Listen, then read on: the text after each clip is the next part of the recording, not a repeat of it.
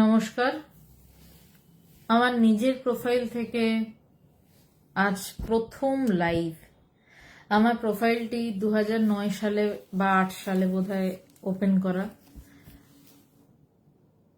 17 বছর পর প্রথম লাইভ নিজের প্রোফাইল থেকে। আজ লাইভ হওয়ার কথা ছিল না। আজ সকাল থেকেই সবকিছুই বড় ওলটপালট হচ্ছে। আজ সকাল থেকে কথা ছিল সারাদিন বাইরে কাটানোর, হয়নি। বৃষ্টিকে ভেস্তে দেওয়ার জন্য দোষ দেব না, হয়নি। আজকে কথা ছিল রাত 9টা নাগাদ ভগবান দীক্ষা পাওয়ার পর তার গুরুদেব স্বামী পবিত্রানন্দজি ভগবানকে প্রথম কি চিঠি লিখলেন, সেই চিঠি নিয়ে রেকর্ডের আলোচনা প্রকাশ করার হলো না। মনে ইচ্ছা হলো 9টার বদলে 9:30 থেকে অনেক দিন পর একটু লাইভে আসা হোক না, কেমন লাগে দেখি। তাই আজ বেদান্ত সাধনা স্বামী পবিত্রানন্দজির লেখা ভগবানকে দীক্ষা দেওয়ার পরে ভগবানকে লেখা প্রথম চিঠি, ভগবানেরও তার গুরুদেবের কাছ থেকে পাওয়া প্রথম চিঠি। এবং এরপরে কিন্তু এই আলোচনার রেকর্ডেড হিসাবেই আসবে। প্রত্যেকটি চিঠি ধরে পড়া হবে। কালকেও যেমন বলেছিলাম, ভগবানের লেখা চিঠি নিয়ে কাল আলোচনা হয়েছিল, যে বহুবার চিঠিগুলো পড়লেও কালকে যে চিঠি নিয়ে ভগবানের যে চিঠি নিয়ে আলোচনা হয়েছিল, ভগবানের কৃপায় সেই চিঠি নিয়ে প্রায় 4বার আলোচনা হলো। প্রত্যেকবারই নতুন কিছু কথার যোগান তিনি দিয়েছেন। আমি বলেছি বললে বলা ভুল হবে। তেমনি এই বেদান্ত সাধনার প্রথম দিকের বেশ কিছু চিঠি প্রায় এই নিয়ে হয়তো 5 নম্বর বার লাইভে আলোচনা করতে বসছি, বা তিনি বসাচ্ছেন। জানি না কি বেরোবে।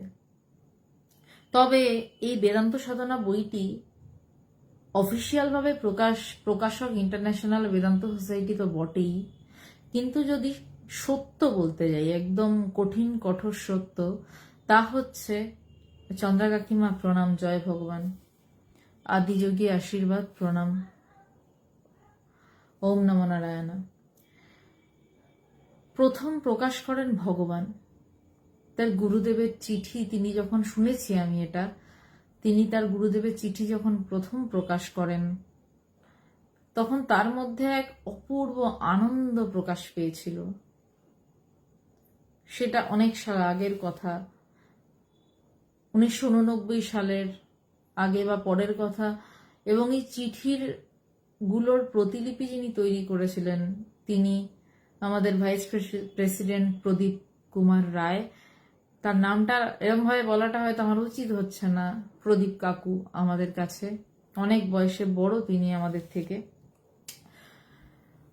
তার কাছ থেকে একটা খুব সুন্দর কথা শুনেছিলাম, শুনে মন প্রাণ ভরে গেছিল। আজ এই লাইভ কথাগুলো বলা যায়, অসুবিধার কিছু নেই। কৃষ্ণা দিদা প্রণাম। তোমার ফোনটা কেটে দিয়েছিলাম, তার কারণ তখন লাইভের এই প্রস্তুতিটা চলছিল। ক্ষণিকের মুসাফির, জয়গুরু, ভালো আছি, আপনি কেমন আছেন? তো প্রদীপ কাকুর কাছ থেকে যে কথাটা শুনেছিলাম, আমার প্রথমে শুনে মনে হয়েছিল এ বাবা এটা কি। প্রথমবার যখন শুনি, ছোটবেলায়, ছোট মানে ওই 17 বছর বয়স, ওরকমই বলা যেতে পারে।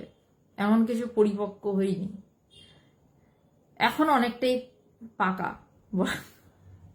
যদি সে অর্থে বলি। তো কি সেই ঘটনা, বড় হয়ে যখন শুনেছি তখন বড্ড ভাল লেগেছে।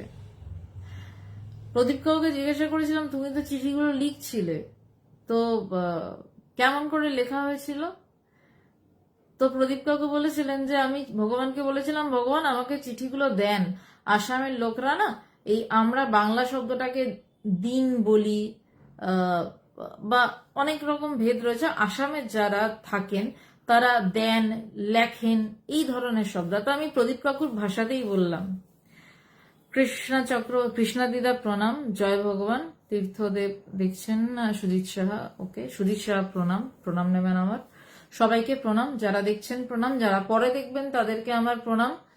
আর যারা পরে এই আলোচনাটা ইউটিউবেও অ্যাপারেন্টলি অধ্যস্ত বাংলাতেও এই আলোচনাটি দেয়া হবে, সেখানেও যারা দেখবেন তাদেরকেও আমার প্রণাম। আমি আলোচনায় ঢুকছি। ক্ষণিকের মুসাফির, বাংলাদেশে আসলে আমাদের দরবারে আসার জন্য অনুরোধ রইল। অনুরোধ না, দাবি করবেন। আপনি ভগবানকে ভালোবাসেন, তো ভগবানের কে যে ভালোবাসে সে দাবি করতে পারে আরেকজনকে যে আপনি আসবেন আমার কাছে। অবশ্যই যাব, অবশ্যই যাব যদি কোনোদিন বাংলাদেশ যাওয়া হয়। আর আপনিও কলকাতায় এলে অবশ্যই ভগবানের আশ্রমে আসবেন, আপনাকে জানালাম। ডি শেখর মুখার্জি প্রণাম, অরূপ মল্লিক জয় ভগবান, রাজেশ্বর গাঙ্গুলি জয় ঠাকুর, জয় মা, সবাইকে প্রণাম। আমি এবার যেটা বারবার বলতে গিয়ে আটকাচ্ছে, তো প্রদীপ কাকুকে জিজ্ঞাসা করেছিলাম কিভাবে লিখলে। লিখতে বলেছিলাম যে ভগবানকে বলেছিলাম যে চিঠিগুলো দেন, আমি বাড়ি গিয়ে কপি করি। তা ভগবান বলেছিলেন না, তুমি 56B-তে ভগবানের রেলওয়ে কোয়ার্টার্স, ভগবান রেলে চাকরি করতেন, প্রদীপ কাকুও রেলে চাকরি করতেন। তো ভগবান বলেছিলেন না, তুমি আমার বাড়িতে বসে লিখবে। আর যখন ছোটবেলায় শুনেছিলাম, দুটো বয়সের দুটো অনুভূতি। যখন ছোটবেলায় শুনেছিলাম তখন মনে হয়েছিল কেন বাবা, দিলে কি হতো না, গুরুর প্রতি মনে হয়েছিল, ভগবানের প্রতি মনে হয়েছিল, আর কার প্রতি মনে হবে। মোদ্দা কথা, আমার ভালো লাগা, আমার খারাপ লাগা যাই হোক না কেন, সেটা যেন আমার গুরুর প্রতি হয়। পাশের পাড়ার কাকু কাকিমার প্রতি ভালো লাগা, খারাপ লাগা, বিরক্তি বা ভালো লাগা এত সময় নেই আমার। তো আমি একটু অবাক এবং খানিকটা একটু কেমন কেমন লেগেছিল যে নিজেরই তো মানে শিষ্য, একই পাড়ায় থাকে। তো আপনাদের সবার প্রশ্নের উত্তর আমি একদম শেষে দিচ্ছি। এর মধ্যে আমি আর কথা বলবো না, অন্য কোনো কথা বলবো না। আমি আলোচনায় ঢুকে যাচ্ছি ধীরে ধীরে তার কৃপায়। তো একই পাড়ায় তো থাকে, অসুবিধাটা কোথায়? পরে যখন বড় হয়ে আবার জিজ্ঞাসা করেছিলাম প্রদীপ কাকুকে, যিনি আমাদের বর্তমানে ভাইস প্রেসিডেন্ট ইন্টারন্যাশনাল বেদান্ত সোসাইটির, ভগবানের তৈরি ভাইস প্রেসিডেন্ট, ভগবান তাকে মনোনীত করেছেন। তো সেখানে যখন বড় হয়ে শুনলাম, আবার রিপিট করছি কথাটা, প্রদীপ বাবুকে জিজ্ঞাসা করলাম কেমন করে লিখছেন, আর বলে আর বলিস না। আমি বললাম যে ভগবান চিঠিগুলো আমাকে দেন, আমি বাড়িতে নিয়ে গিয়ে লিখি। ভগবান বলছেন না না না প্রদীপ, তুমি আমার কোয়ার্টারে আসবে, আমার কোয়ার্টারে বসে তুমি কপি করবে এই চিঠিগুলো, প্রতিলিপি তৈরি করবে। তখন আমার ভিতরে স্ট্রাইক করলো যে একটা মানুষ তার গুরুকে কতটা আঁকড়ে থাকলে যে তার চিঠিটাকে বাড়ির বাইরে বেরোতে দেবে না, যে সেখানেই তার চিঠিগুলো বাড়ির বাইরে যেন না বেরোয়, তার বাড়িতে বসেই সেই চিঠির প্রতিলিপি তৈরি হচ্ছে। এবং প্রদীপ কাকু সেই চিঠির প্রতিলিপি তৈরি করলেন এবং সেটাই অবভিয়াসলি প্রুফে গেল এবং প্রকাশনার জন্য গেল, এবং সেখান থেকেই বেদান্ত সাধনার বইটি শুরু। এটার ব্যাক হিস্ট্রিটা আপনাদেরকে বললাম। প্রথম চিঠি, এই চিঠিটা শুনেছি প্রকাশ করে, এই চিঠির বইটি প্রকাশ করে ভগবানের মনে এক অসীম আনন্দ প্রকাশ পেয়েছিল যে সে তার গুরুর কথা বলতে পেরেছে। প্রার্থনা করি আমরাও যেন, যারা ভগবানকে আমরা একটু হলেও ভালোবাসার চেষ্টা করেছি, যেন শুধু আমরা এইভাবে তার কথা ছড়িয়ে যেতে পারি, বলে যেতে পারি। নয়তো ভগবানের ওই আনন্দের স্বাদটা আমরা তো পাবো না, কেন মিস করব? আমি কিন্তু হিংসুটে, এবং আমার মনে হয় এই হিংসাটা ভালো। সবকিছুরই পজিটিভ থাকে, নেগেটিভ থাকে। রাজনীতি ভালো হয়, রাজনীতি খারাপ হয়। হিংসা পজিটিভ হয় তখন যে কারোর জ্ঞান লাভ হলো, আমার কেন জ্ঞান লাভ হচ্ছে না, আমি আরো সাধনা করি, এই হিংসাটা ভালো। ওর জ্ঞান লাভ হয়ে গেল, আমার জ্ঞান লাভ হলো না, চলো ওর নামে কুৎসা করি, এই হিংসাটা ঠিক না। ভগবানের কৃপায় এই হিংসাটা এখন অবধি আমার মধ্যে আমি দেখতে পাইনি। কৃপা করে তিনি যেন না দেখান। এবং ভগবানের এই যে আনন্দটা শুনেছিলাম, তো সেই আনন্দের ভগবানের মতন আনন্দ নাই বা পেতে পারি, কারণ তার মতন তো কাজ করাটা অসম্ভব। তিনি যেভাবে কাজ করেন তার একটু একটু মানে 1% নয়, যদি সেই আনন্দ পাওয়া যায়, সেই জন্যই আজকে এই চিঠির বইটা নিয়ে বসা। এবং ধন্যবাদ প্রদীপ কুমার রায়কে, আমাদের ভাইস প্রেসিডেন্ট, ভগবানের মনোনীত ভাইস প্রেসিডেন্ট প্রদীপ কাকুকে, আমাদের প্রদীপ কাকুকে, যে তিনি ভগবানের বাড়িতে বসে ভগবানের কথা অনুযায়ী সেই চিঠিগুলির প্রতিলিপি তৈরি করেছেন বলে আজকে এই বেদান্ত সাধনা বইটা আমাদের কাছে, ভগবানের গুরুর চিঠি আমাদের কাছে। এবং অবশ্যই তার পিছনে মূল স্তম্ভের মতন দাঁড়িয়ে ভগবান, যিনি ইচ্ছা না প্রকাশ করলে এই চিঠিগুলো কোনোদিন প্রকাশ্যেই আসতো না। বলতেন আমার গুরুর জিনিস আমার কাছে থাক। প্রথম চিঠি, এই নিয়ে বোধহয় 5 নম্বর বার আলোচনা হচ্ছে, জানি না আজ আবার কি কথা আসে।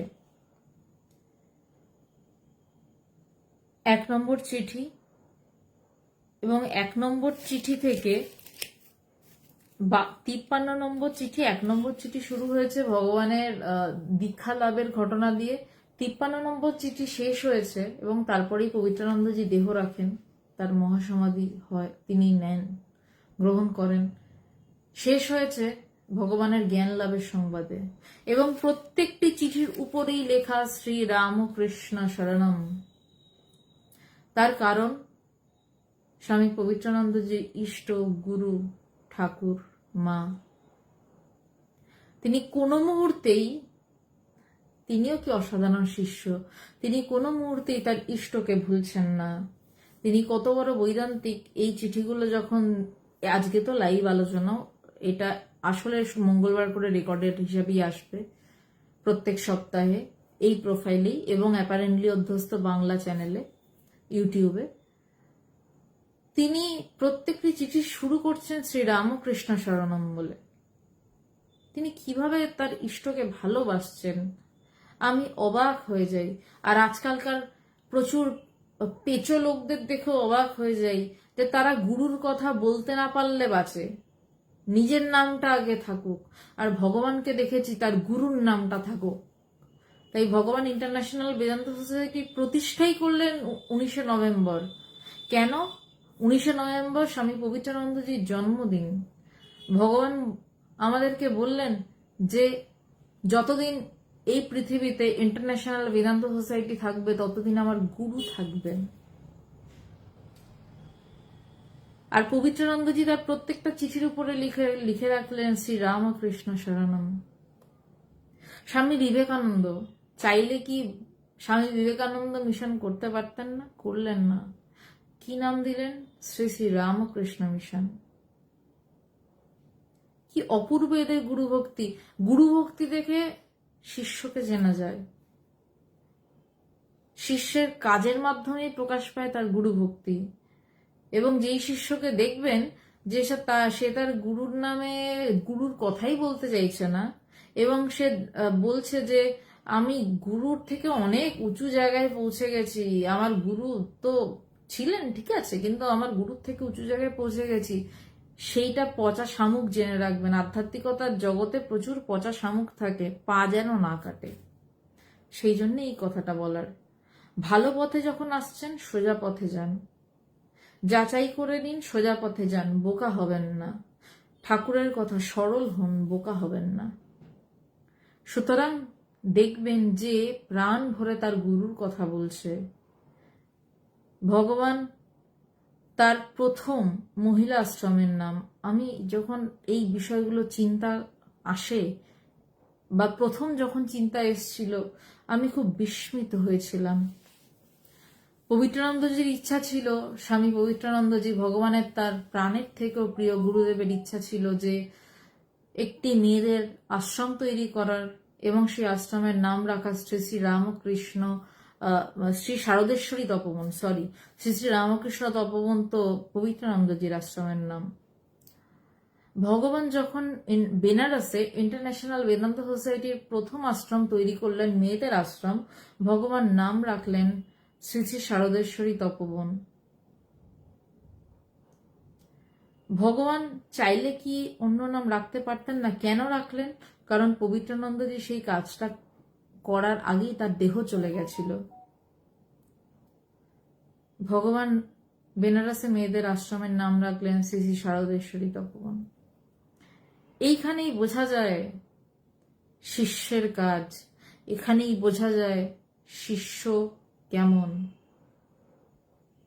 আর শিষ্য যদি দুর্ধর্ষ হয় তবেই সে দুর্ধর্ষ ভাবে অন্য কাউকে পথ দেখাতে পারে, এটা মাথায় রাখা জরুরি। তাই যার কাছ থেকে পথ দেখতে যাচ্ছেন তার গুরু ভক্তিটা আগে যাচাই করে নেবেন। লাগলে তা দিনে হোক, তা রাতে হোক, তা দুপুরে হোক, যখন খুশি হোক।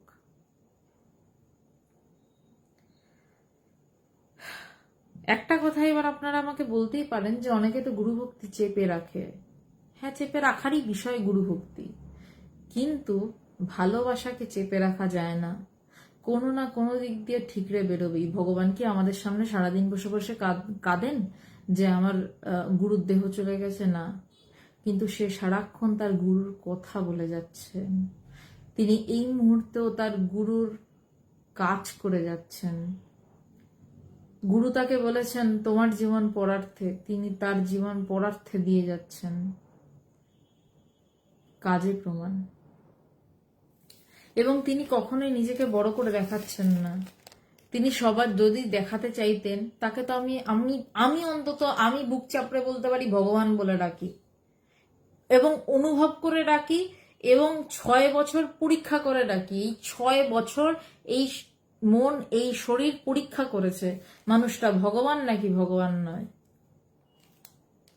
তারপর তিনি বুঝিয়েছেন যে তিনি কে। তিনি আমাকে তো এই বেদান্ত সাধনে এই বইটা নাই দিতে পারতেন, নাই পড়তে বলতে পারতেন, বলতে পারতেন যে আমাকে তো সবাই ভগবান বলে দেখছে, আমার মধ্যে মানুষ ইষ্টকে দর্শন করছে, আমার কাছে এসে মানুষের জ্ঞান লাভ হচ্ছে। হ্যাঁ সত্যি, ভগবানের সামনে গিয়ে মানুষের জ্ঞান লাভ হচ্ছে, ভগবানের সামনে গিয়ে মানুষের সমাধি হচ্ছে। চোখের সামনে দেখেছি বাবা।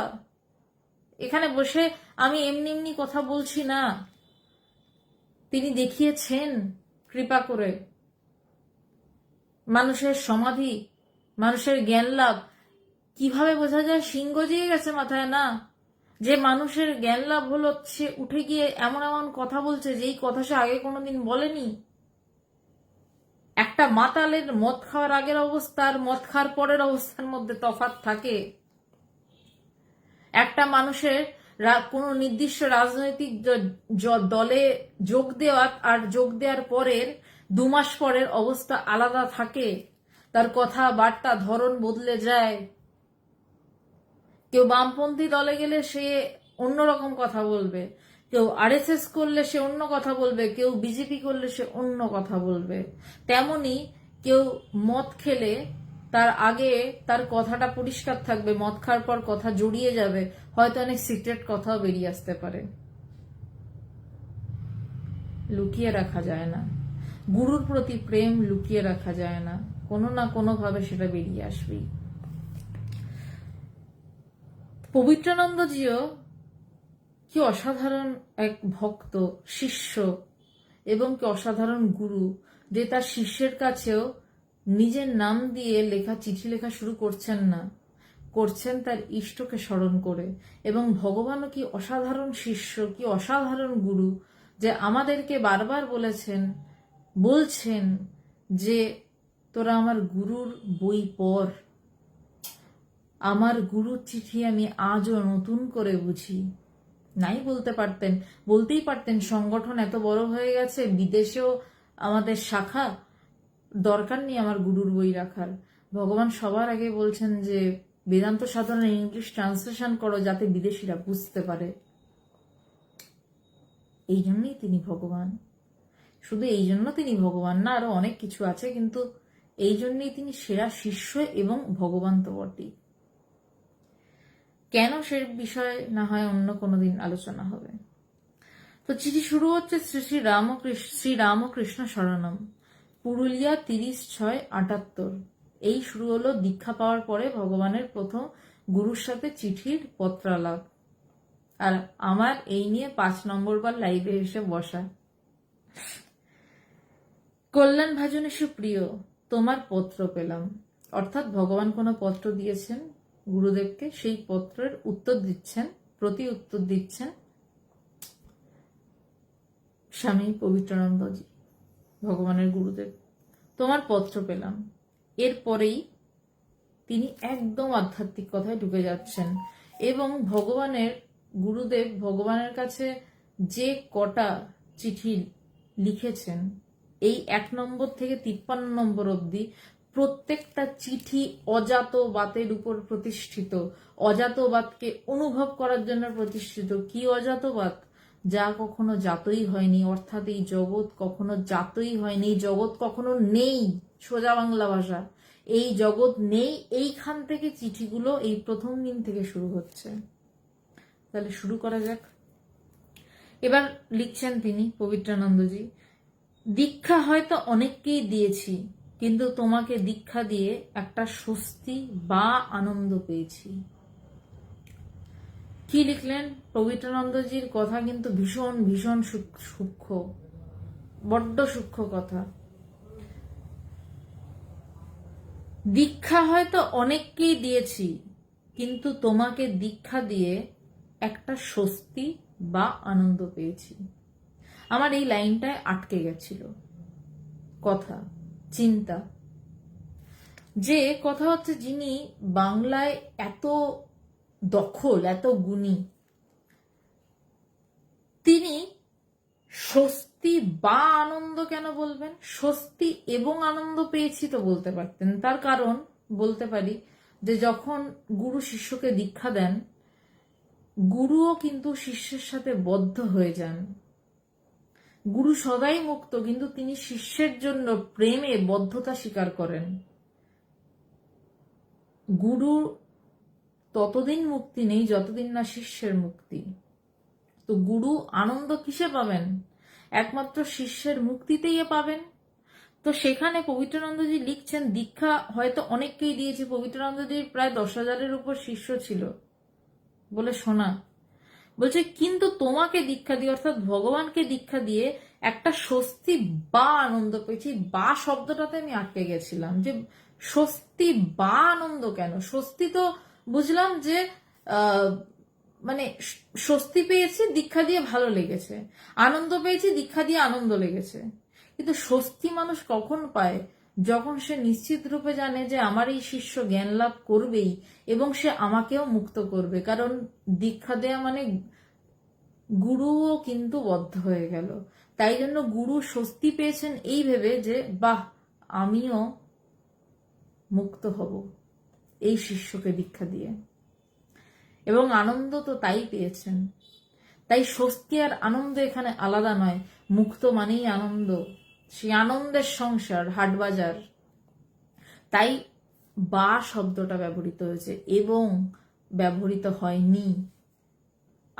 আমার মনে আছে বইটা যখন প্রথম পেয়েছিলাম, বা শব্দটার নিচে দাগ দিয়ে রেখেছিলাম। খেতে, বসতে, ঘুমাতে, তখন আমার 17 বছর বয়স। সারাক্ষণ ভাবছি কেন কেন এই বা শব্দটা কেন? স্বস্তি বা আনন্দ কেন? কি জন্য? একে জিজ্ঞাসা করছি, তাকে জিজ্ঞাসা করছি, কেউ উত্তর দিচ্ছেন না। ভগবানকে তখন অতটা জিজ্ঞাসা করার পরিসর পাচ্ছি না, কারণ আমি তখন হোস্টেলে। একজন শুধু আমাকে, এক সন্ন্যাসী আমাকে বললেন যে ভগবানের এক সন্ন্যাসী, তাকে আমি অত্যন্ত শ্রদ্ধা করি, তিনি আমাকে বললেন যে আমি তোকে উত্তরটা দেব না, এই গিটটা তুই ছাড়া। একটা গিট ছাড়ালে অনেকগুলো গিট ছেড়ে যাবে। এটা নিয়ে দিনের পর দিন খেতে, বসতে, শুতে, হোস্টেল কি হয় আপনারা জানেন, বা আমি নতুন করে এখানে বলতে চাই না। সবকিছুর মধ্যে আমার মাথায় খালি এটা ঘুরতো, স্বস্তি বা আনন্দ। বা কেন, বা কেন? শব্দটার মধ্যে স্বস্তি এবং আনন্দ শব্দটাকে এক কেন করে দিলেন? তারপর এই উত্তরটা ভগবানের কৃপায় স্পষ্ট কিছুটা হলো। আমি কিছুটা শব্দটা ব্যবহার কেন করলাম, কারণ গুরুর কথা তো, গুরুর কথা মৃত্যুর সময় অবধিও হয়তো নতুন করে স্পষ্ট হতে পারে। এরপর পবিত্রানন্দজি লিখছেন যে সন্ন্যাস বা ব্রহ্মচর্য দিয়ে মনটা সকল স্থলেই খুশিতে ভরিয়া গিয়াছে, কিন্তু গৃহস্থ নরনারীকে দীক্ষা দিয়ে এই রকম আনন্দ খুব কমই পেয়েছি। সন্ন্যাস বা ব্রহ্মচর্য দিলে তো মনটা খুশিতে ভরে যাবেই, তিনি তাও বলছেন, অকপটে বলছেন যে মনটা সকল স্থলেই সন্ন্যাস বা ব্রহ্মচর্য দিয়ে খুশিতে ভরে গেছে। তার কারণ মানে পবিত্রানন্দজি কাউকে সন্ন্যাস দিচ্ছেন, ব্রহ্মচর্য দিচ্ছেন, যিনি ভগবানের গুরু, তো তার তো আনন্দ হবেই। মানে একজনকে সেই সংসারের মায়া থেকে, এই সমস্ত কিছু ঝামেলা ঝঞ্ঝাট থেকে একজনকে টেনে বের করে আনছেন, তার তো আনন্দ হবেই। কিন্তু বলছেন যে কিন্তু গৃহস্থ নরনারীকে দীক্ষা দিয়ে এমন আনন্দ, অর্থাৎ ভগবানকে দীক্ষা দিয়ে তিনি যেমন আনন্দ পেয়েছেন, সন্ন্যাসীদেরকে সন্ন্যাস দিয়ে তিনি তেমন আনন্দ পান। সন্ন্যাস মানে কি গেরুয়া পরে নেওয়া নয়, সন্ন্যাস মানে বড় বড় লেকচার কর দেয়া নয়, রুদ্রাক্ষের মালা পরে এরকম তিলক কেটে বসে থাকা নয়। সন্ন্যাস মানে সম্যক রূপে অজ্ঞাননাশ, সেটা ভিতরে হয়। সন্ন্যাস মানে শুধু বহিরঙ্গে অনেক কিছুই হতে পারে, তিলক কেটে বসাটাও সন্ন্যাসের অঙ্গ হতে পারে, গেরুয়া পরে বসাটাও সন্ন্যাসের অঙ্গ, কিন্তু রুদ্রাক্ষ সন্ন্যাসের অঙ্গ, কিন্তু আসল তো সন্ন্যাস মানে সম্যক রূপে অজ্ঞান নাশ, অজ্ঞান পুরোপুরি শেষ, সেই তো সন্ন্যাস। তো বলছেন যে সেই রকম আনন্দ পেয়েছি তোমাকে দীক্ষা দিয়ে, দীক্ষা দিয়েই বলছেন সেই রকম আনন্দ পেয়েছি যেখানে সম্যক রূপে অজ্ঞান নাশ, যেখানে তার আগে ব্রহ্মচর্য পালন করতে হয়। ব্রহ্মচর্য পালন মানে কি? বিয়ে না করে গ্যাঁট হয়ে বসে থাকা, এইসবই আমরা ভাবি, তাই তো? সাদা সাদা কাপড় পরে একটা মাথায় সিঁথি রেখে ঘুরে বেড়াবে। ব্রহ্মচর্য মানে তা নয়। ব্রহ্মচর্যের এগুলো বাইরের আচ্ছাদন। ব্রহ্মচর্য মানে যিনি নিরত ব্রহ্মচিন্তায় রত, সে সারাক্ষণ ব্রহ্মেরই মনন করছে, অর্থাৎ নিজেরই মনন করছে, আমি কে। এই মনন করতে করতে করতে করতে গুরু কৃপায় যেই মুহূর্তে তার বন্ধন ছিন্ন হলো, তখনই তার সম্যক রূপে অজ্ঞান নাশ হলো, সে সেই মুহূর্তেই সন্ন্যাসী হলো। তারপর তো আসছে বিরজা হোম, নিজের শ্রাদ্ধ, নদীতে দাঁড়িয়ে ব্রাহ্ম মুহূর্তে মন্ত্র নেওয়া, সেসব তো বাহ্যিক আচার বিচার। গেরুয়া বস্ত্র নেওয়া, ভস্য মাখা, সেসব তো পরের। আসল যেই মুহূর্তে ব্রহ্মচর্য মানে ব্রহ্ম চিন্তায় নিরত থাকা, প্রত্যেক মুহূর্তে মনন মনন মনন মনন করতে করতে নিদিধ্যাসনের এক কোনো গভীর মুহূর্তে ব্যাস সেই জ্ঞান সূর্যের উদয়। ব্রহ্মচর্য ওখানেই শেষ। তখন তার গায়ে সাদা কাপড় আছে কি গেরুয়া কাপড় আছে তাতে কোনো আসে যায় না, নাকি সে টি শার্ট পরে বসে রয়েছে তাতেও কিছু আসে যায় না, নাকি আমার মতন কুর্তি পরে বসে আছে তাতেও কিছু আসে যায় না। যদিও আমি ব্রহ্মচারী বা সন্ন্যাসী কোনোটাই নই, আমি ভগবানের শিষ্যা, এতেই আমি ভীষণ চরম খুশি। এর বেশি পরিচয় আমার লাগবে না, এর বেশি উপাধি আমার প্রয়োজন নেই, যেন জীবনে না থাকে। যদি জীবনে সন্ন্যাস ব্রহ্মচর্য আসে সেটা আসুক, কিন্তু ভগবানের শিষ্যাটাই যেন আমার একমাত্র পরিচয় হয় সারা জীবনের জন্য। শুধু এটুকুই প্রার্থনা গুরুর কাছে, এর বেশি কি বা করা যেতে পারে। এরপরে পবিত্রানন্দজি ভগবানকে লিখছেন যে জানিয়া রাখিবে তোমার উপর আমি আস্থা রাখি। কি দুর্দান্ত কথা! গুরু শিষ্যকে বলছেন যে জানিয়া রাখিবে তোমার উপর আমি আস্থা রাখি, অর্থাৎ কিসের আস্থা রাখবে পবিত্রানন্দজির মতন গুরু? যে তাকে শিষ্য মাসে মাসে টাকা পাঠাবে, তাকে প্রাসাদ গড়িয়ে দেবে, যেখানে ভগবানের নিজেরই সংসারে টানতে নুন আনতে পান্তা ফুরায়। বাস্তবিক অর্থেই তাই। রেলে কর্মরত হলেও তাকে দুটো সংসার টানতে হচ্ছে, তার মালিগাঁওতে নিজের সংসার এবং বিরাটিতে তার ভাই বোন সবার দেখভাল করা, বাবা মা সবার দেখভাল করার টাকাও সেখান থেকে যাচ্ছে। মাইনে যতই হোক না কেন, যখন সদস্য সংখ্যা বেড়ে যায় তখন আর সেই মাইনেটা ধোপে টেকে না। এইটা প্রথম শিক্ষা আমাকে ভগবানই দিয়েছিলেন। জেনে রাখিস, স্যালারি যতই বেশি হোক না কেন, যত বেশি মানুষ থাকে সেই স্যালারিটা আর চোখে দেখা যায় না। এইটা ভগবানেরই শিক্ষা, এটা ভগবানের থেকে শিখেছি।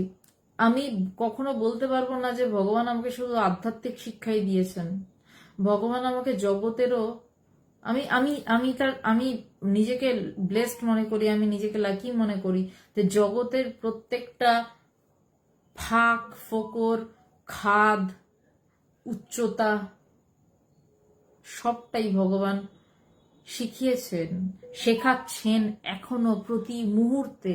এই মুহূর্তেও কথা বলতে বলতে শিখছি কিভাবে কথাটা বলতে হয়।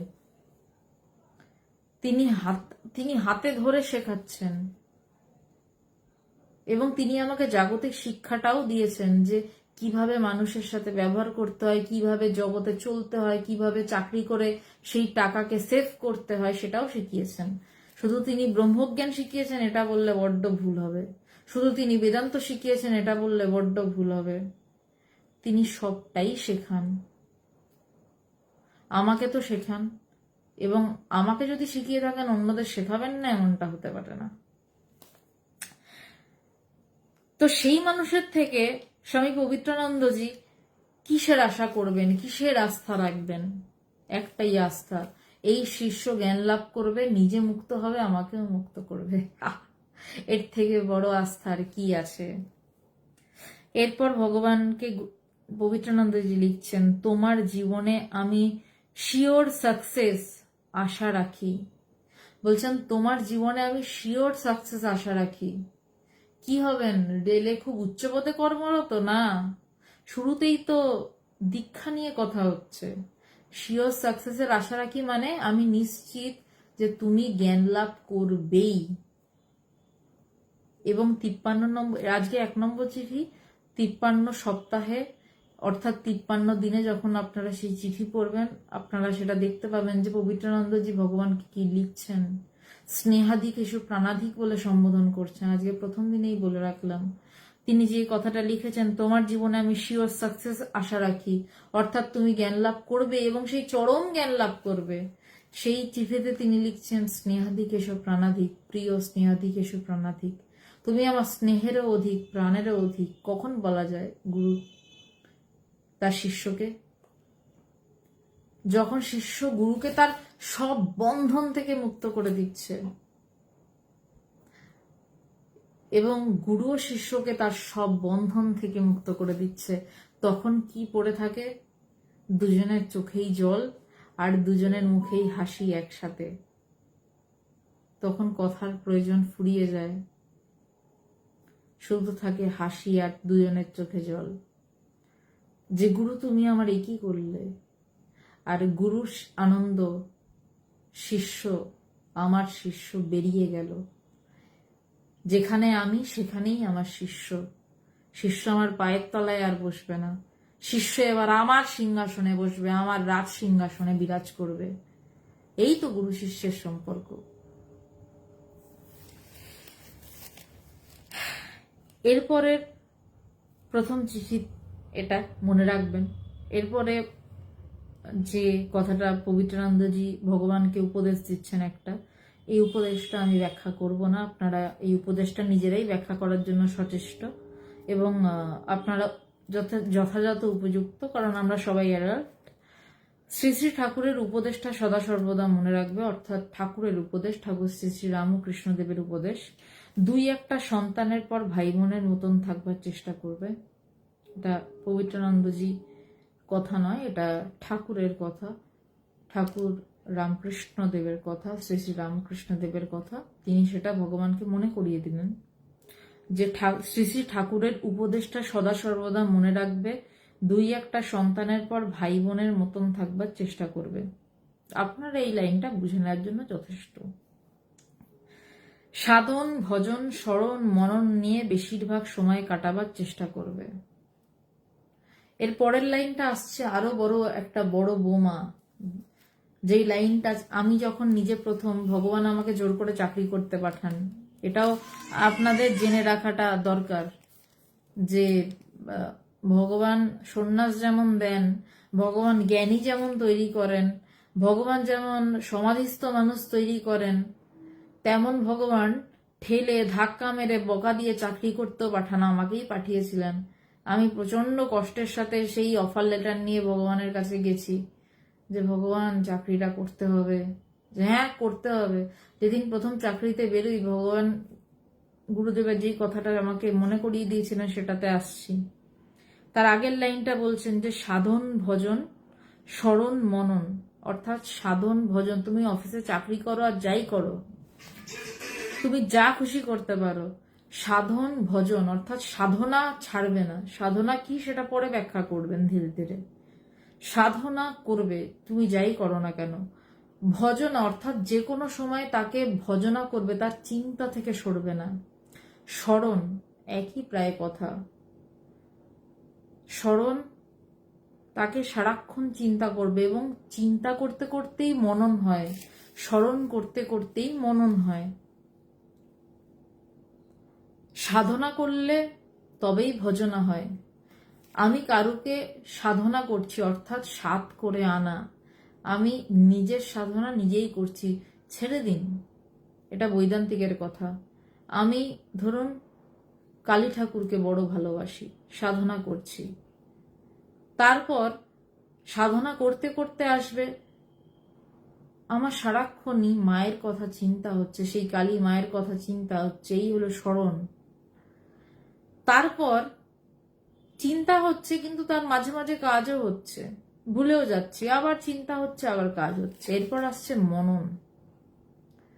সারাক্ষণ খালি মায়ের মুখটাই ভেসে উঠছে। আমি কুটনো কাটছি, কি অফিসের ল্যাপটপে কাজ করছি, কি বসের গালি খাচ্ছি, কি বসের প্রশংসা শুনছি, কি ট্রফি নিচ্ছি, সারাক্ষণ সেই মায়ের মুখ ভেসে উঠছে। এই হচ্ছে মনন।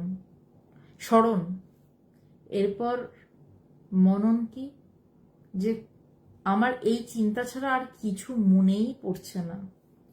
আমি অফিসের কাজ, হাতের কাজ করছে, ব্রেনের কাজ করছে, কিন্তু সারাক্ষণ মনের মধ্যে এক চিন্তা, মা মা মা মা মা। যদি এবার এটা বৈদান্তিকের ভাষায় আসি, প্রথমে আমি ভাবছি যে আমি কে, এই শুরু হলো সাধনা। গুরু শেখান, ভগবান শেখান, ভগবানের গুরুদেব স্বামী পবিত্রানন্দজি ভগবানকে এই শিখিয়েছেন, ঠাকুরও এই শিখিয়েছেন, এই ধারাই চলছে। আমি কে, এই শুরু হলো প্রশ্ন, সাধনা। তারপর হচ্ছে বারবার প্রশ্নটা আসছে কিন্তু তার মাঝে কাজও ঢুকছে, কে আমি, কে আমি, কে আমি। আবার কাজ করছি, মাঝে মধ্যে প্রশ্নটা একটু ধাক্কা মারছে আমাকে, ব্যাস এইটুকুই। তারপর আসছে হচ্ছে এরকম করে কিছুদিন গেল। তারপর সারাক্ষণ কাজের মাঝে, কাজের ফাঁকে নয়, কাজ করতে করতে সর্বসময় আমিটা কে, আমিটা কে, আমিটা কে। কিন্তু তার মাঝেও একটু যেন ছেদ পড়ছে, স্মরণ।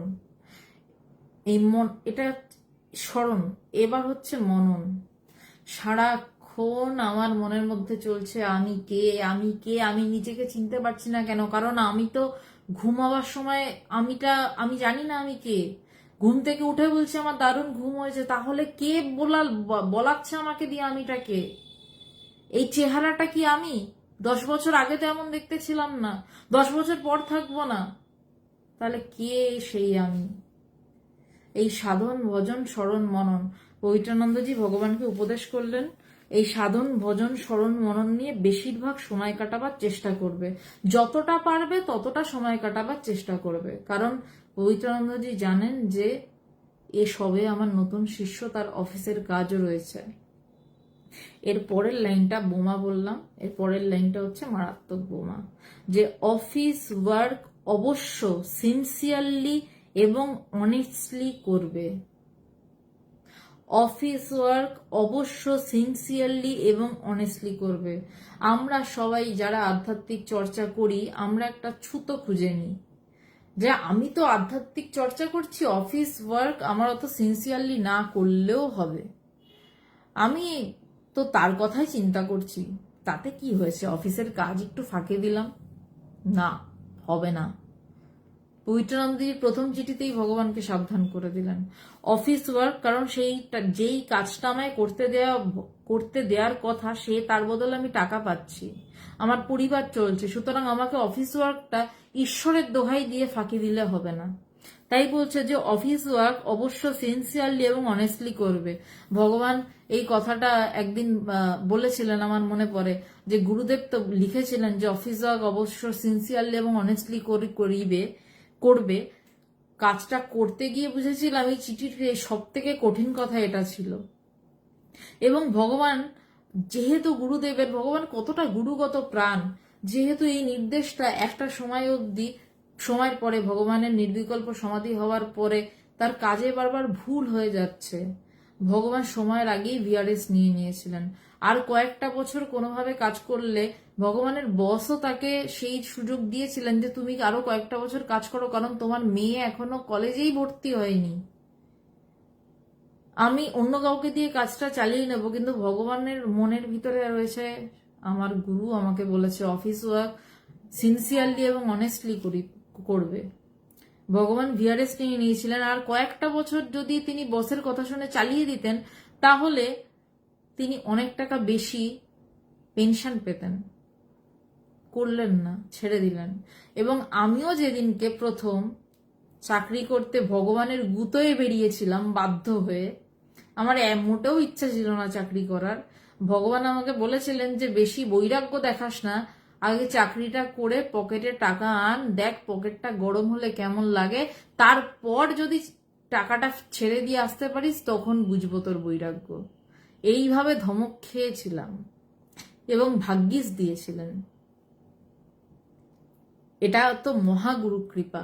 এবং আমি যখন প্রথম দিন খুব মানে মানে মানে যার চাকরি করার ইচ্ছা নেই তাকে চাকরি করতে যেতে হচ্ছে, মানে বিমর্ষ হৃদয়ে, ভারাক্রান্ত হৃদয়ে ভগবানকে প্রণাম করে যখন ব্যাগটা নিয়ে বেরোচ্ছি, ভগবান একটা কথা বললেন যে আমার গুরুর কথাটা মনে রাখিস। শুধু লাইনটা বলে দিলেও তো পারতেন। এইখানেই ভগবানের আলাদা, এখানেই শিষ্যের ব্যাপারটা আসে, যে তিনি কি অসামান্য শিষ্য। তিনি কি বললেন, যে আমার গুরুদেবের কথাটা মনে রাখিস, অফিস ওয়ার্ক সিনসিয়ারলি এবং অনেস্টলি করবে। পারিনি করতে, খুব একটা কিছুতেই আর পারছি না সিনসিয়ারলি অনেস্টলি, চেষ্টা করেছি, পারছি না। 6 মাস পর গিয়ে বলেছিলাম ভগবান পারছি না, ছেড়ে দাও। তখন ভগবান বললেন ঠিক তো, হ্যাঁ ঠিক, আর পারছি না, ছেড়ে দিতে দাও। বলে ঠিক আছে, রেজিগনেশন দে। তো সেই রেজিগনেশন দেয়া হলো। তারপর গঙ্গা দিয়ে অনেক জল বয়েছে, যখনই দেখেছি না সিরিয়াসলি আর অনেস্টলি পাচ্ছি না, ছেড়ে দিয়েছি সেই চাকরি। এরপরে যে কথাগুলো পবিত্রানন্দজি ভগবানকে বলছেন, সেই প্রত্যেকটা কথা, এই চিঠির প্রত্যেকটা লাইন আপনারা যারা শুনবেন সবার জন্য নিজেদের মতন করে নিয়ে নিন। রুমিদি প্রণাম, তোমাকে দেখলে আমার প্রণাম ছাড়া কিছু আসে না। সবাইকে আমার এখানে প্রণাম, আমি পড়ে সবার কাছে আসছি। বলছেন যে সদা সর্বদা একটা নিশ্চিন্ত ভাব রাখবে যে শ্রী ঠাকুর ও মা পিছনে আছেন। এটা রুমিদিকে কেন প্রণাম জানালাম, রুমিদি এটা আমি কারোর ব্যক্তিগত কথা আমি অনলাইনে বলবো না। রুমিদি এটা জল জ্যান্ত প্রমাণ যে সদা সর্বদা একটা নিশ্চিন্ত ভাব রাখবে যে শ্রী ঠাকুর ও মা পিছনে আছেন। বলছে সব সময় একটা নিশ্চিন্ত থাকো, তোমার যা খুশি হয়ে যাক, তুমি নিশ্চিন্ত থাকো যে তোমার পিছনে, যেহেতু ওনার ইষ্ট ঠাকুর এবং মা, তিনি বলেছেন যে নিশ্চিন্ত ভাব রাখবে যে সদা সর্বদা একটা মুহূর্তেও ভাববে না তুমি একা, তুমি খুব বড় বিপদে পড়েছো। একটা নিশ্চিন্ত ভাব রাখবে যে শ্রী ঠাকুর ও মা পিছনে আছেন। আর আমরা যারা ভগবানের শিষ্য, আমি এখানে আমরা বলে তো অন্য কাউকে দেখতে পাচ্ছি না, আমি সব সময় নিশ্চিন্তে, পাহাড়ে যখন ধসও নামে তখনও থাকি যে যদি মরেও যাই তো মরে যাব, ক্ষতি কি আছে, ভগবান তো আমার পিছনে আছেন, ক্ষতি তো কিছু নেই। ভগবান এইভাবেই আমাদের তৈরি করছেন, এখনো তৈরি করে চলেছেন। সদা সর্বদা আমার নিশ্চিন্ত ভাব, যদি বলেন যে হ্যাঁ এখন তোমার জীবনে কি কোনো সমস্যা নেই, আমি আপনাকে এমন একটা লিস্ট দিয়ে দিতে পারি যে শুনলে হয়তো আপনি বলবেন যে তুমি বসে এই কথাগুলো কিভাবে বলছো। আমি ওই যে বললাম, এই যে পিছনে ছবিটা, নিশ্চিন্ত আমি, আমার গুরু আমার পিছনে আছেন এবং আমার গুরু আমাকে এটা শিখিয়ে দিয়েছেন, তার গুরুদেব তাকে শিখিয়ে দিয়েছেন যে সদা সর্বদা একটা নিশ্চিন্ত ভাব রাখবে যে শ্রী ঠাকুরও মা পিছনে আছেন। এরপর আরো ইম্পর্টেন্ট, আরো গভীরে ঢুকছেন। এই লাইনটাও আমাকে বড্ড ভাবিয়েছিল সেই 17 বছরের একটা মেয়েকে। ভুলেও কাহারও অকল্যাণ চিন্তা পর্যন্ত করবে না। কেন ভাবিয়েছিল আমি লাইনটা আবার রিপিট করছি, ভুলেও কাহারও অকল্যাণ চিন্তা পর্যন্ত করবে না। আমার মনে হয়েছিল উনি তো লিখতেই পারতেন ভুলেও কাহারও অকল্যাণ চিন্তা করবে না। কল্যাণ চিন্তা নাই বা কারোর করতে পারি, কারোর অকল্যাণ চিন্তা করবে না, এটা তো লিখতেই পারতেন পবিত্রানন্দজি ভগবানকে। কিন্তু কেন এটা লিখলেন যে ভুলেও কাহারও অকল্যাণ চিন্তা পর্যন্ত করবে না? মানে চিন্তাটুকু, মানে চিন্তা পর্যন্ত, মানে চিন্তার তরঙ্গটাও এমন মারাত্মক যে আমি যদি কারোর বাজে চিন্তা করি যে এর খারাপ হোক, এর এর ক্ষতি হোক, সেইটা ঘুরে আমার দিকেই ধাক্কা মারবে। কিছুই প্রকৃতিতে পড়ে থাকে না, ফেরত আসে। এই এই প্রকৃতিটা না মহাসমুদ্রের মতন। সমুদ্র যেমন যা নেয় সব ফেরত দেয়, প্রকৃতি যা নেয় সব ফেরত দেয়। তাই গুরু প্রথম দিনই শিষ্যকে সতর্ক করছেন ভুলেও কাহারও অকল্যাণ চিন্তা পর্যন্ত করবে না। ওই পর্যন্ত শব্দটা আমাকে হিট করেছিল, আশা করছি আপনাদেরকেও বোঝাতে পারছি কেন হিট করেছিল। যে চিন্তাটুকুও করবে না, চিন্তা পর্যন্ত করবে না, চিন্তা পর্যন্ত করবে না। চিন্তা করলেও তোমার সর্বনাশ হয়ে যেতে পারে। কি দরকার, ঈশ্বর রয়েছেন পিছনে, বলে দিচ্ছেন ঠাকুর মা রয়েছেন, তুমি নিশ্চিন্ত থাকো। আমি কেন কারোর অকল্যাণ চিন্তা পর্যন্ত করব? কল্যাণ চিন্তা কারোর নাই বা করতে পারলাম, হতে পারে আমার অকাত নেই, আমি কল্যাণ চিন্তা করতে পারি না, কিন্তু অকল্যাণ চিন্তার বিন্দু মাত্র পর্যন্ত যেন আমাদের মধ্যে না ওঠে যে এর ক্ষতি হোক বা কিছু হোক। শুধু এটুকুই, যদি কেউ আমার ক্ষতি করেছে, আপনারা বলতেই পারেন যে এ আমার এত বড় ক্ষতি করেছে, উপরে একটা হিসাব আছে। 2024 সালে অন্তত পশ্চিমবঙ্গের মানুষ এটা দেখে নিয়েছে, সেই উপরের একটা দরবার বসে। সেই দরবারে মা যখন হিসাবের খাতাটা খোলেন না, তখন আপনার হিসাবের দরকার নেই। কে কার ক্ষতি করেছে, সেই মা হিসাবের খাতাটা যখন খোলেন, সেই হিসাবের খাতায় হিসাবটা পুরো ক্লিয়ার কাট। এই জগতের আইন আদালতে সেই হিসাব আসে না, সেই হিসাবটা হয় উপরের আইন আদালতে। উপরের কেন বলি, মা কি আমার পর? মায়ের আদালত তো আমারই মায়ের আদালত। সেই আদালতে যখন বিচার হয়, বিচারে দেরি হতে পারে, কারণ পাপের ভাড়ার পূর্ণ হতে হয়। এই যে বললাম 2026 সালের এই ইলেকশনটা একটা বড় প্রমাণ। এর বেশি কিছু বলবো না। যার হাতে দুটো মাইক থাকতো সে এখন চোঙা হাতে ঘুরছে। যার সামনে এক গাদা মিডিয়া দাঁড়িয়ে থাকতো এবং যে মিডিয়াকে বলার সাহস করতো এই মিডিয়া আজকে আমার নামে বাজে কথা বলেছে, এদেরকে আজকে টিফিন দেয়া হবে না, তার সামনে কোনো মিডিয়া যায় না বলে তাকে ফেসবুক লাইভ করতে হয়। সেই মায়ের হিসাব বড় কঠিন। আর যখন মা হাতে খাড়া তুলে নেবেনি জানেন, তাহলে নিজে কেন হাতে একটা ইট তুলছেন, ইটের টুকরো, আপনি মারলে তো ইটের টুকরো হবে। আপনি কারুর অকল্যাণ চিন্তাটুকু করা মানে একটা ইটের টুকরো তুলে নেওয়া। ছেড়ে দিন না, মায়ের হাতের ওই কালীঘাটের খাড়াটা রয়েছে তো, কালীঘাটে যখন যাবেন মায়ের খাড়াটার দিকে তাকাবেন, চোখের দিকের থেকেও বেশি খাড়াটার দিকে তাকাবেন, খাড়াটা রয়েছে তো। আপনি শুধু মানুষের জন্য ভালো চিন্তা করুন, এইটুকু যে করতে পারেন। কিছু টাকা দিতে হবে না, পয়সা দিতে হবে না, ভালো চিন্তা করতে পয়সা লাগে না। ভগবান আমাদের বলেন যে ভালো চিন্তা করতে মানুষের জন্য পয়সা লাগে না, তাকে বলতেও লাগে না আমি তোমার জন্য ভালো চিন্তা করছি, কিন্তু তার জন্য মনে মনে ভালো চিন্তা করুন। সেই হিসাবটাও কিন্তু অদ্ভুতভাবে মায়ের কাছে থাকে। কিন্তু এই অকল্যাণ চিন্তা পর্যন্ত করবে না। পবিত্রানন্দজির লাইনটা মাথায় গেঁথে নিন, হৃদয়ে গেঁথে নিন, যেখানে যেখানে গাথার গেঁথে নিন, কিন্তু গেঁথে নিন।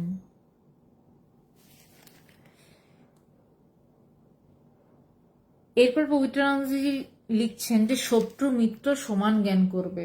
যে শত্রু এবং যে মিত্র দুজনকেই বাইরে থেকে সমান জ্ঞান করার নয়, ভিতর থেকে, অন্তর থেকে একই জ্ঞান করবে। তার কারণ ওই যে বললাম, তুমি কাউকে শত্রু বানাচ্ছ মানেই তোমার তার প্রতি রাগ তৈরি হচ্ছে। সেই রাগটা তোমারই ক্ষতি করবে, তোমারই ঈশ্বর চিন্তাতে বাধা দেবে। কি দরকার? নিজের ঈশ্বর চিন্তার বাধা নিজেই হবেন। কারোর উপর রাগ উঠছে, দেখবেন ধ্যান করতে বসলে এ আমাকে এই করেছে, ও আমাকে ওই করেছে, আসে।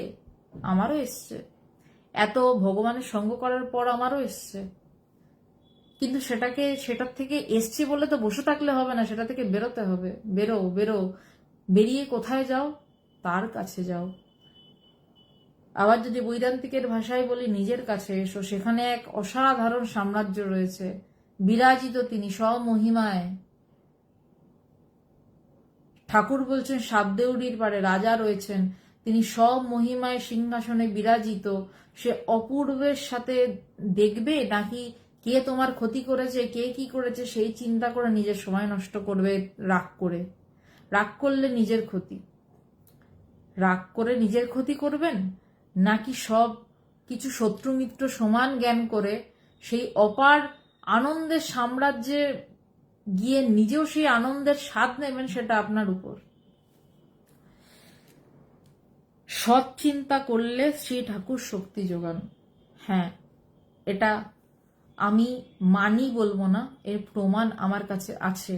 যদি কেউ আপনার ক্ষতি করছে দিনের পর দিন, তার সম্পর্কে আপনি সৎ চিন্তা করুন, ভালো চিন্তা করুন।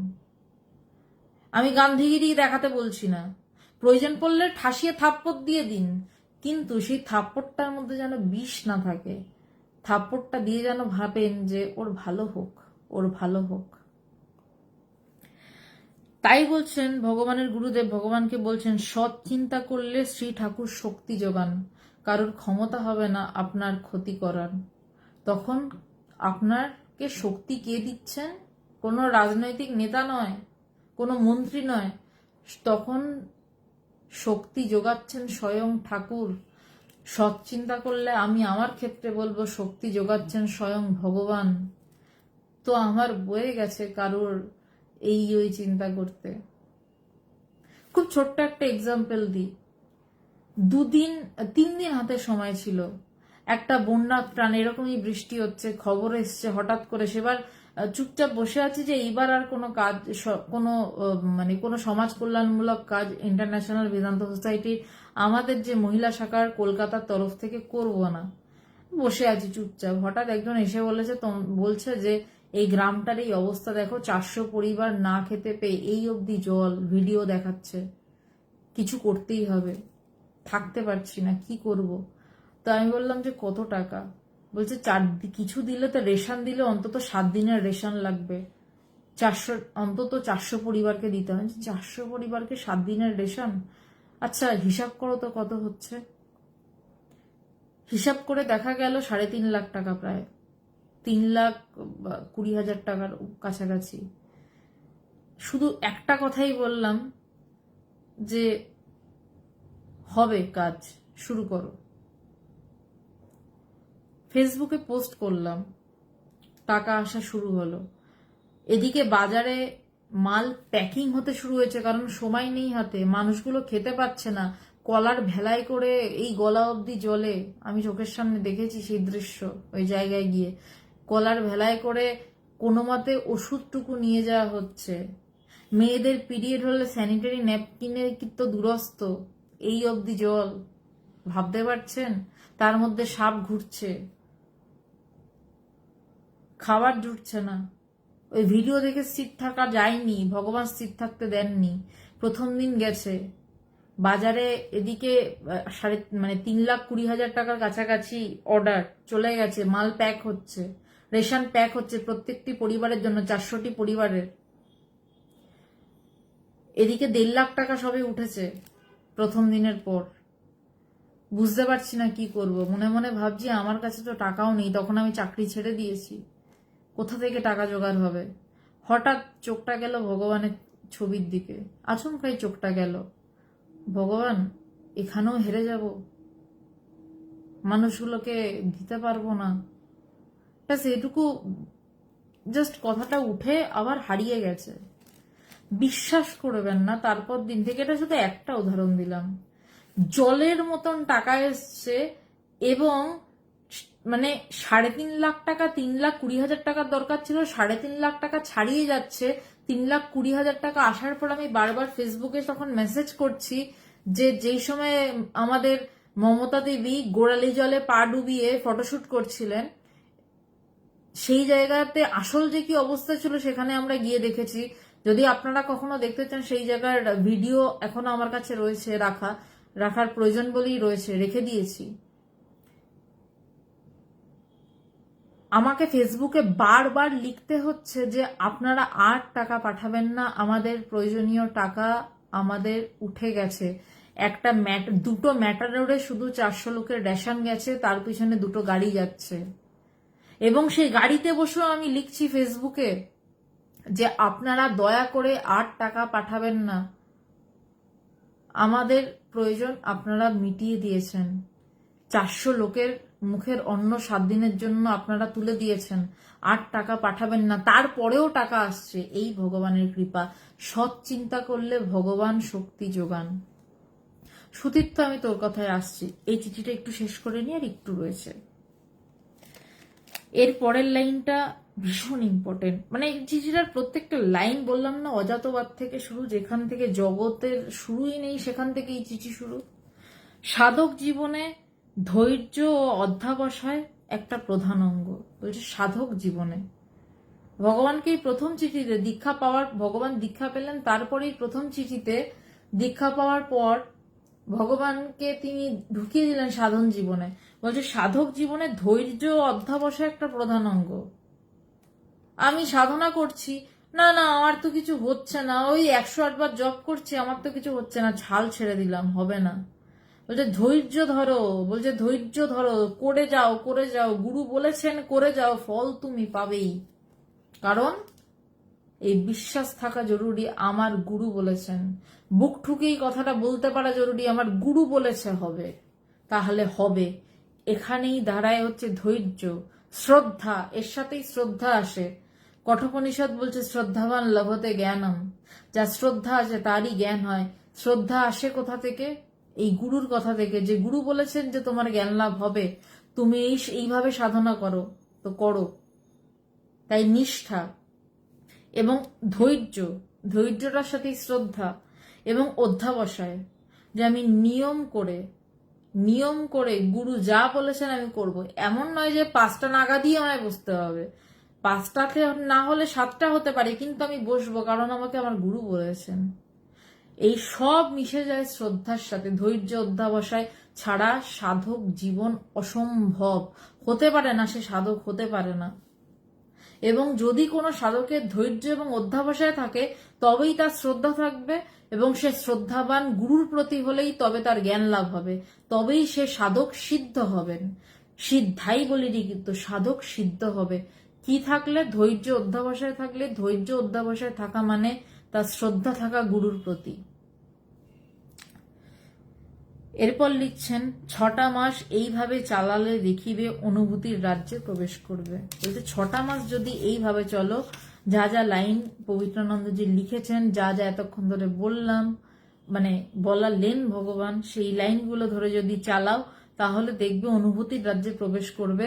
এখানে আমি একটা কথা অত্যন্ত প্রত্যয়ের সাথে বলতে পারি যে ভগবানের শিষ্যা হিসাবে এই লাইনগুলো যদি মেনে অন্তত 2 সপ্তাহ চলে দেখুন, 2 সপ্তাহ আগের আপনি আর 2 সপ্তাহ পরের আপনি ভগবানকে স্মরণ করে, ভগবানের কাছে প্রার্থনা জানিয়ে, এই যে আমার পিছনে এই ফটোটা দেখতে পাচ্ছেন, ইনি আমার গুরুদেব ভগবান। আমার প্রোফাইল একটু ঘেটে দেখবেন, যার ফটো অনেক জায়গায় ছড়িয়ে, তিনি আমার গুরু ভগবান।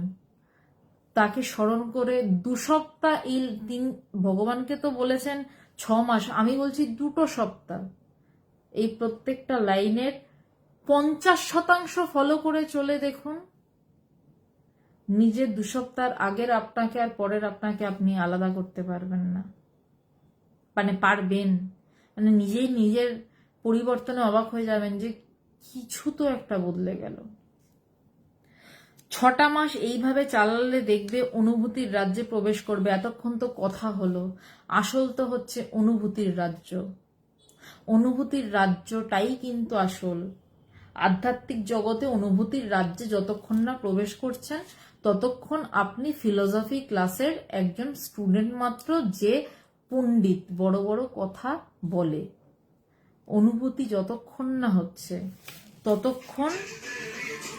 ততক্ষণ জাস্ট কোনো আধ্যাত্মিক জগতে আপনার ঠাঁই নেই, পরিষ্কার ভাষা, ঠাঁই নেই। এই লাইনগুলোকে নিয়ে 2 সপ্তাহ ভগবানকে স্মরণ করে কাটান। যদি আপনি নিজের মধ্যে বদল না পান, আমাকে আপনি জানাবেন। আমার ফোন নাম্বার নোট করে রাখুন, এটা আমার অফিসিয়াল ফোন নাম্বার 6289846912। ফোন করে আমাকে 2টো গালাগাল দিয়ে যাবেন, বলে দিয়ে গেলাম। আজকালকার দিনে তো গালাগালটা ভীষণ প্রযোজ্য চারদিকে, তাই বললাম শব্দটা।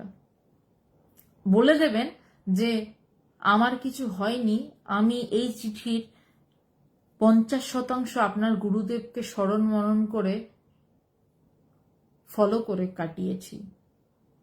শুধু গুরুদেবকে স্মরণ মনন করেনি, এই চিঠির যে লাইনগুলো তার 50% নিয়ে কাটিয়েছি 2 সপ্তাহ।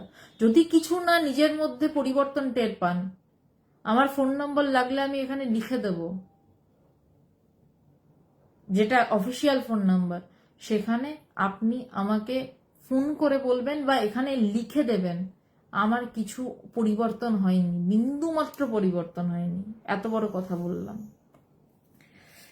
এরপর চিঠিটা শেষ হচ্ছে, শ্রী শ্রী মার আশীর্বাদে কুশলে আছি। কেন বললেন শ্রী শ্রী মার আশীর্বাদে? এখানে একটা ছোট্ট টুইস্ট।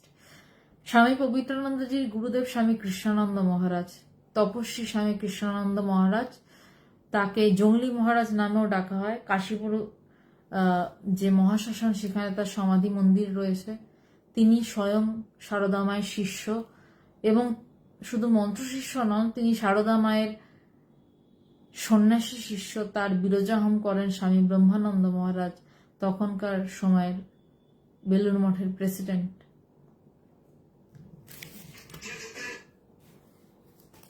সারদা মায়ের সন্ন্যাসী শিষ্য, তাই আমরা মায়ের দিকের ধারা।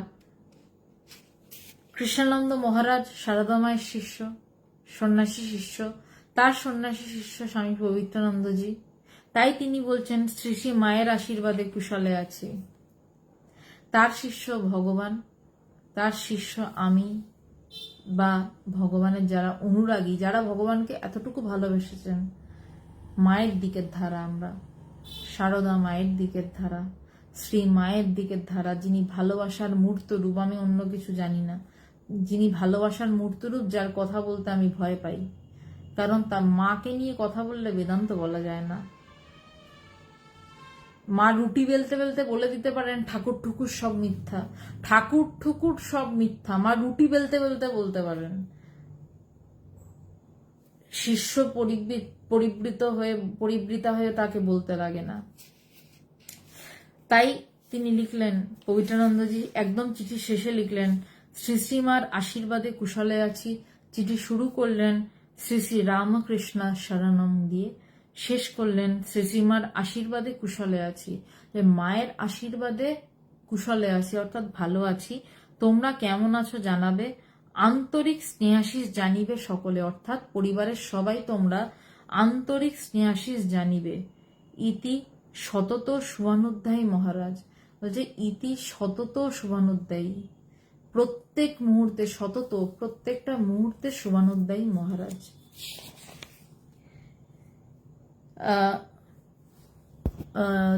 আমাকে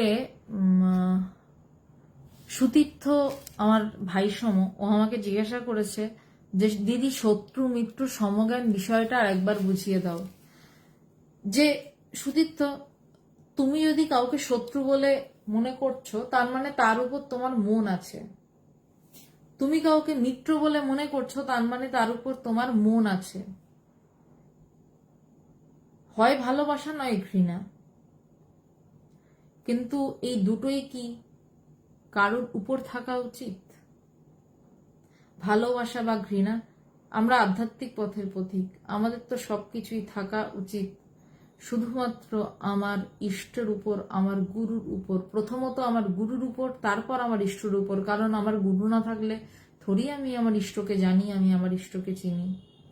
তাই শত্রু এবং মিত্রকে সমান জ্ঞান করতে বলছেন পবিত্রানন্দজি ভগবানকে। কারণ শত্রুতা করলেও ঘৃণা থাকবে, কারণ তার উপর একটা মন পড়বে, এবং সেই ঘৃণাটা আমাকে 1 সেকেন্ডের জন্য হলেও আমার গুরু চিন্তনে বাধা দেবে। সেটা কি আমার আধ্যাত্মিক জগতে কাম্য? না। আবার যদি মিত্র হয়, তার মানে তাকে আমি ভালোবাসছি, তার প্রতি আমার ভালো চিন্তা আসছে, সেটাও আহা আমার বন্ধুটা কত ভালো, কি উপকারটাই না আমার করেছে, সেটা ভাবলেও 1 সেকেন্ডের জন্য হলেও তুমি তোমার ইষ্ট চিন্তা থেকে, গুরু চিন্তা থেকে সরে যাচ্ছ, বা নিজের আমিত্বের চিন্তা থেকে, যে আমি নিজেকে কবে জানবো, এই চিন্তা থেকে সরে যাচ্ছ। এই 1 সেকেন্ড সরে যাওয়াটাও আধ্যাত্মিক জগতে যদি সত্যি কেউ সিরিয়াস হতে চায়, যদি সত্যি কেউ জ্ঞান লাভ করতে চায়, এই 1 সেকেন্ড সরে গেলেও জ্ঞান লাভটা সম্ভব নয়।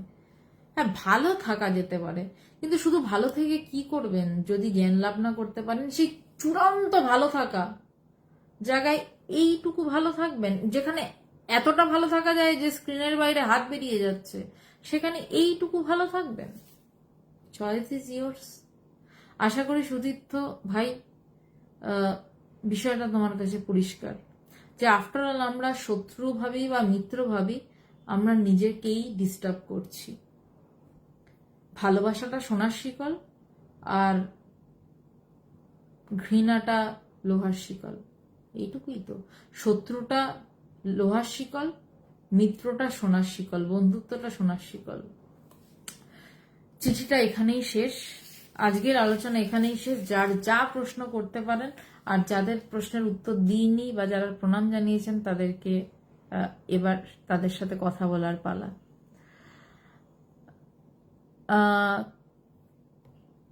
ক্ষণিকের মুসাফির, আশ্রমের লোকেশনটা কোথায় দিদি? কলকাতা বিগ বাজার থেকে কতটুকু দূরে? কলকাতা বিগ বাজার অনেক জায়গায় রয়েছে ভাই, কোন জায়গার কথা বলছেন আমি জানি না। আপনি পারলে আমাকে একটা হোয়াটসঅ্যাপ করবেন, বা আমি এখানেই আপনাকে রিপ্লাই সেকশনে ফোন নাম্বারটা দিয়ে দিচ্ছি, 6289846912। এই নাম্বারে আপনি হোয়াটসঅ্যাপ করবেন অথবা ফোন করবেন। হোয়াটসঅ্যাপ অর ফোন করবেন, আমি আশ্রমের ঠিকানাটা আপনাকে অবশ্যই দিয়ে দেবো। কলকাতায় অনেক বিগ বাজার আছে, আমি জানি না আপনি কোন বিগ বাজার বলছেন। ব্যর্থ মিডিয়া, কেন নিজেকে ব্যর্থ বলছেন জানি না। মিডিয়া তো সোজা, সিদ্ধারা সোজা করার জায়গায়, মিডিয়া ব্যর্থ হতে পারে না। সুপ্রিয় দরদি, ভগবান নারী না পুরুষ? ভগবান পুরুষ কি নারী, বুঝিতে নারী, অনেক দিন আগে রামপ্রসাদ বলেছেন। কিন্তু ভগবান আমার গুরুদেব পুরুষ শরীর নিয়ে এসছেন, কিন্তু তিনি পুরুষ কি নারী আমিও বুঝিতে নারী। রামপ্রসাদও সেন, আমিও সেন, কিন্তু তার সাথে তার নখের যোগ্য আমি নই। তিনি তার গানে বলছেন, মা তুমি পুরুষ কি নারী বুঝিতে নারী। তো আমার ভগবানও, আমার গুরুদেব ভগবানও পুরুষ শরীর, কিন্তু তিনি পুরুষ কি নারী বুঝিতে নারী, কারণ আত্মার লিঙ্গভেদ হয় না। আত্মার, ভগবান তো স্বরূপত সেই আত্মাই, যেই আত্মা আমাদের প্রত্যেকের মধ্যে বিরাজিত।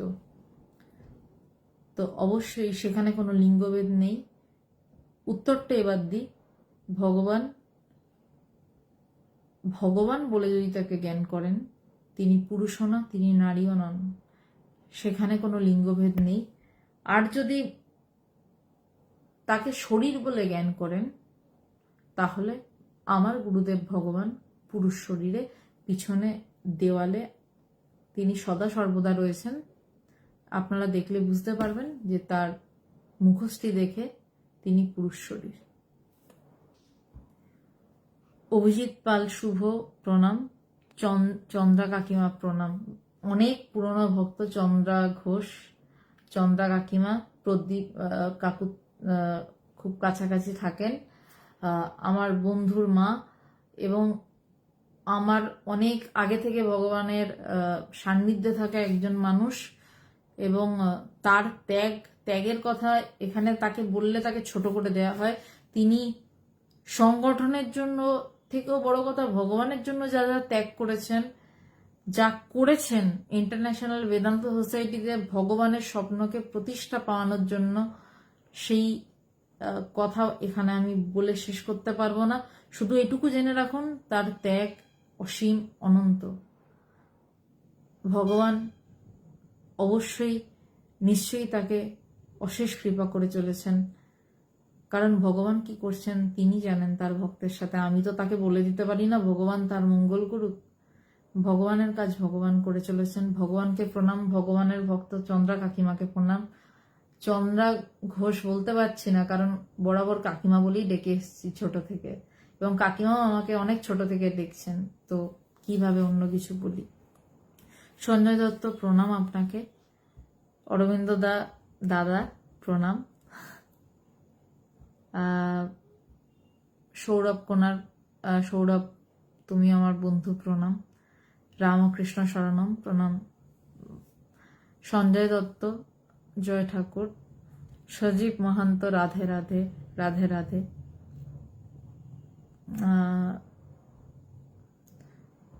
সব্যসাচী দুবে প্রণাম নেবেন।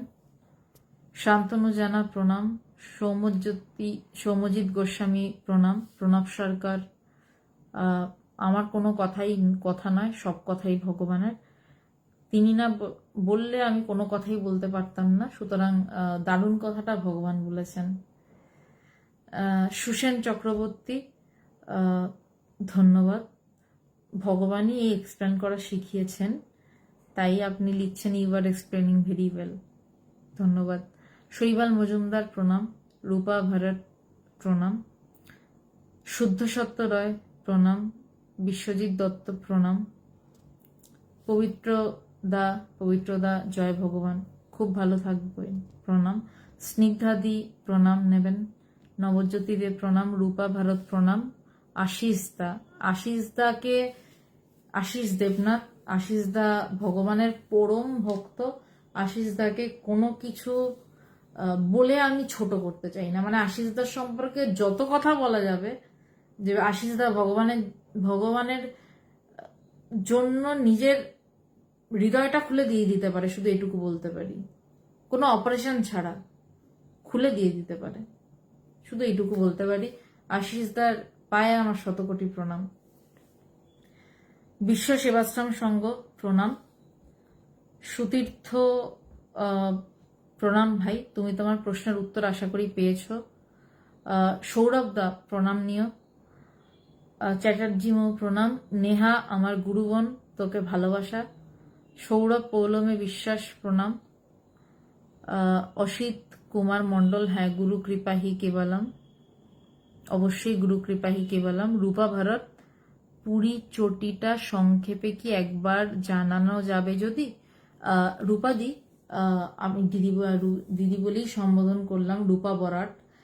এইটা ফিনিশ, মানে এই যখনই লাইভটা শেষ করব, আর 2 মিনিটের মধ্যে লাইভটা শেষ করব, তারপর পুরো লাইভটা আপনি প্রথম থেকে দেখতে পাবেন, সংক্ষেপের থেকে আপনি প্রথম থেকে দেখতে পাবেন। এছাড়াও আপনি অ্যাপারেন্টলি অধ্যস্ত বাংলা এই ইউটিউব চ্যানেলে এই গোটা লাইভটাই প্রকাশ করা হবে কালকে, আপনি সেখানেও দেখতে পাবেন, এবং ফেসবুকেও এই লাইভটা রাখা থাকবে, এখানেই আপনি পুরো লাইভটা প্রথম থেকে শেষ অবধি দেখতে পারেন।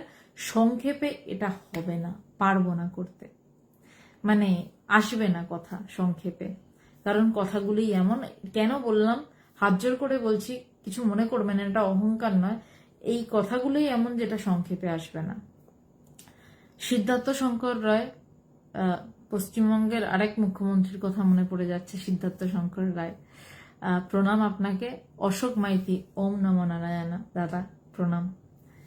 সেই যখন প্রথম আমরা লাইভ শুরু করি ভগবানের নির্দেশে, ভগবানের আদেশে, ভগবানের বকা খেয়ে, যে যা মানুষকে গিয়ে এই বেদান্তের কথা বল, সেই সময় থেকে অশোকবাবু আমাদের এই লাইভের কথা শুনছেন। আজও দুঃখের যে সামনাসামনি দেখা হয়নি। অশোক কাকুকে একটাই কথা বলতে পারি, আশা করি একদিন সামনাসামনি আমাদের দেখা হবেই। ওম নমো নারায়ণা। প্রণাম নেবেন, আপনার গুরুদেবকে প্রণাম জানাবেন, স্বামী পরমাত্মানন্দজিকে প্রণাম আমার, এবং স্বামী দেবানন্দজিকেও আমার প্রণাম। আপনার তরফ থেকেই, আমার তরফ থেকে জানালাম, আপনি পৌঁছে দেবেন দয়া করে। সুতীর্থ, বুঝলাম দিদি, এক কথায় তাতেই অবস্থান করলে শত্রুমিত্র ভেদ মুছে যায়। একদম পাক্কা কথাটা ধরেছিস। এই জন্যই বলে বেদান্ত আধ্যাত্মিকতা কচি মাথার সাবজেক্ট। মানে একটা বয়সের পর গিয়ে বুড়ো হয়ে যাওয়ার পরে সাবজেক্ট আধ্যাত্মিকতা নয়। এক কথায় যেটা ধরে নিয়েছিস যে তাতেই অবস্থান করলে শত্রুমিত্র ভেদ মুছে যায়।